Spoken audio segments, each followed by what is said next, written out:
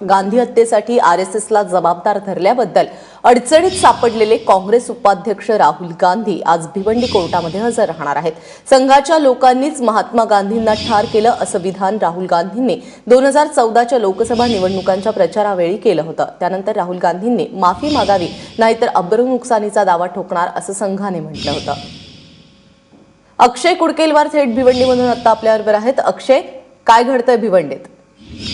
प्राजक्ता, भिवंडीमध्ये राहुल गांधींना भिवंडी न्यायालयामध्ये हजर राहायचं आहे। त्याकरिता चोख बंदोबस्त आणि चोख सुरक्षा व्यवस्था भिवंडी कोर्टाच्या बाहेर करण्यात आलेली आहे। कुठल्याही प्रकारचे अनोळखी वाहन किंवा अनोळखी व्यक्तीला कोर्ट परिसरामध्ये प्रवेश दिला जात नाहीये। आणि सोबतच राहुल गांधीचा जो ताफा आहे तो राहुल गांधीचा ताफा मुंबईतील वांद्रे येथील एमसीए क्लब पासून निघालाय आणि आता साधारणतः मुलुंड टेक नाक्याजवळ राहुल गांधींचं एक ठाणे शहर काँग्रेसकडनं स्वागत करण्यात येणार आहे। त्यापुढे राहुल गांधी भिवंडी कोर्टामध्ये येतील। भिवंडी कोर्टामध्ये आल्यानंतर 10 वाजता या त्यांच्या ज्या अब्रू नुकसानीचा दावा आरएसएसच्या काही कार्यकर्त्यांनी स्वयंसेवकांनी त्यांच्यावर ठोकला आहे त्याबाबत त्यांची सुनावणी होईल।